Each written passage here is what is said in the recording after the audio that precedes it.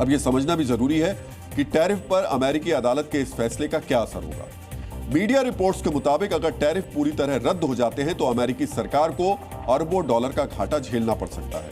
जिन देशों से अमेरिका ने टैरिफ वसूले हैं उन्हें अरबों डॉलर वापस करने पड़ सकते हैं।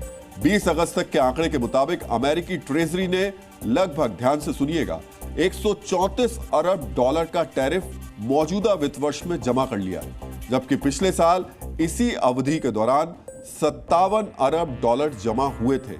यानी पिछले साल की तुलना में इस अवधि में 77 अरब डॉलर ज्यादा टैरिफ के रूप में वसूले गए। अब अपील कोर्ट के फैसले को अगर बरकरार रखा जाता है तो ट्रंप को यह टैरिफ वापस करना पड़ सकता है। वैसे ट्रंप ने दावा किया था कि टैरिफ लगाने से हर रोज 2 अरब डॉलर सरकार को मिलेंगे, यानी 730 अरब डॉलर सालाना। लेकिन अप्रैल के महीने में टैरिफ से अमेरिकी सरकार की आमदनी 300 मिलियन डॉलर से भी कम थी। यानी इस तरह पूरे साल में अमेरिका को 100 से 150 अरब डॉलर ही मिल पाता, ना कि 730 अरब डॉलर। ट्रंप ने टैरिफ के पैसे का इस्तेमाल 37 ट्रिलियन डॉलर का कर्ज चुकाने के लिए करने का वादा किया था, लेकिन अदालत के फैसले से ट्रंप की योजनाओं पर पानी फिर गया।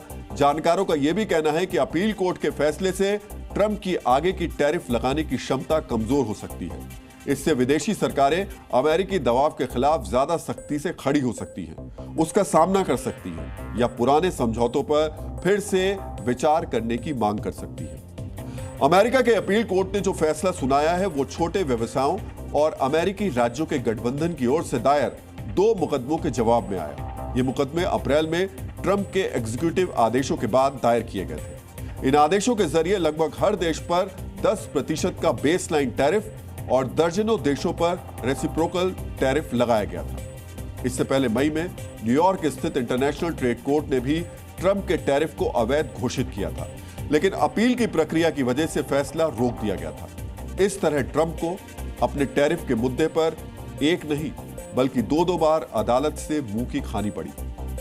अगर ट्रंप को सुप्रीम कोर्ट में राहत नहीं मिलती है तो भारत पर लगाया गया 25% टैरिफ जरूर हटा दिया जाएगा।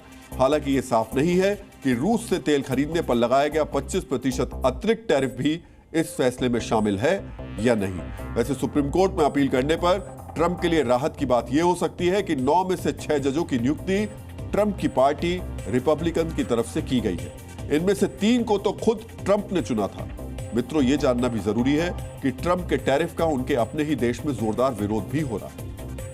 अब अमेरिका के पूर्व राष्ट्रीय सुरक्षा सलाहकार जैक सुलिवन ने भारत पर लगाए गए ट्रंप के टैरिफ के खिलाफ मोर्चा खोला है। जैक सुलिवन ने एक पॉडकास्ट के दौरान कहा कि वैश्विक स्तर पर अमेरिकी ब्रांड गर्त में है। भारत को ही देख लीजिए, ट्रंप ने भारत के खिलाफ एक बड़ा व्यापारिक हमला किया है। अब भारत सोच रहा है कि अमेरिका से निपटने के लिए हमें चीन के साथ बातचीत करनी होगी। टैरिफ को लेकर मल्टीनेशनल इन्वेस्टमेंट बैंक और फाइनेंशियल सर्विसेज कंपनी जेफरीज ने भी ट्रंप की पोल खोल दी। जेफरीज की रिपोर्ट में कहा गया कि ट्रंप ने अमेरिका के हित के लिए नहीं बल्कि अपने व्यक्तिगत स्वार्थ की वजह से भारत पर भारी भरकम टैरिफ लगाया है। जेफरीज के मुताबिक भारत पर अमेरिका का 50% टैरिफ ट्रंप की व्यक्तिगत नाराजगी का नतीजा है। भारत पाकिस्तान संघर्ष में मध्यस्थता का श्रेय नहीं मिलने से नाराज ट्रंप ने भारत पर मनमाना टैरिफ लगाया। Z News.